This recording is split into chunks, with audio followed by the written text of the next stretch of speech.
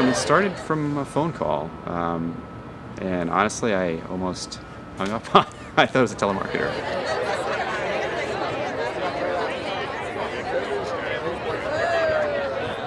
Are you Chris Kane? Which is, again, is sort of like the opening of a telemarketing thing. So it's like, yes, you know, just ready to shut off. And I said, oh, did you do the airport sculpture? And I said, oh, wait a second, this is someone actually asking me about art. So I changed gears, and it turned out it was Dan Sullivan from Collette. I'm thrilled to unveil a new addition to this beautiful Collette Park that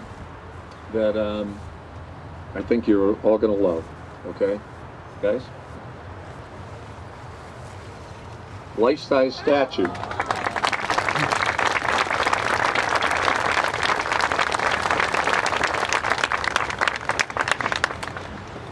This life-size statue of my father was crafted by an outstanding local artist, Chris Kane. They're balancing a lot of elements, so it's memorializing father, it's about the ascendancy of the company and the values that were his guiding principles that they credit sort of the success of their family and the company with. So some thoughts that mine I thought could have ended up being sort of commercial, like if he was holding a bunch of Collette travel brochures, you know what I mean? You didn't want it to look like he was like selling vacations. That would cheapen what's really a very noble and sentimental idea. I got to see the site, and they have a beautiful park there. I got to hear more about the history of the company, get sort of the vibe and reverence that they all have for the patriarch. I thought, well, maybe we could have him standing at a table with a photo album. They wanted a globe somehow to kind of symbolize the travel industry.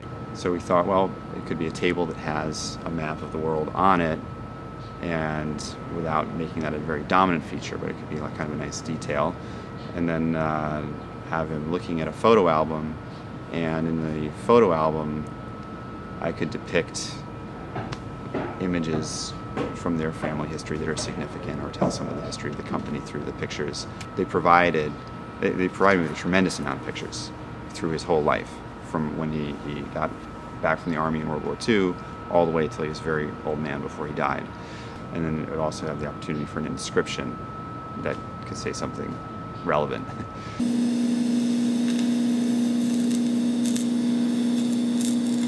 So I made a little model, and they liked that idea, and we went from there.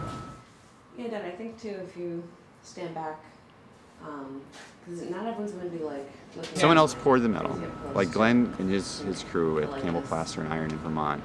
I delivered the mold to them. They cast the wax. I went and chased the wax. So they did all the gating, dipping, metal casting, and they did the assembly of the figure, and metal chased it to, I'd say, about 90%. And then we got it back from them, and then we chased it the final rest of the way.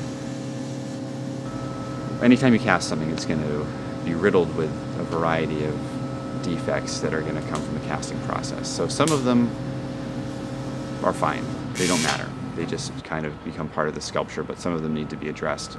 Overall surface work is you want to make sure the sculpture is touch-friendly, so that people can just move their hands over the whole thing without getting stabbed by some tiny little burr. And the only way to find all those things is to rub it down by hand and say, oh, that's sharp, that's sharp, that's sharp, and then go in and take care of these little scabs and little tiny defects that you can only you can't see them, you don't feel them. So you have this sort of living thing, this family that's going on, and this company that's going on, and it seems like the credit for the success of the family and the company is pretty universally attributed to this man and his personal style and manner and vision. I mean, this is sincere, you know, like their feelings about this are heartfelt, and as an artist, like you get that.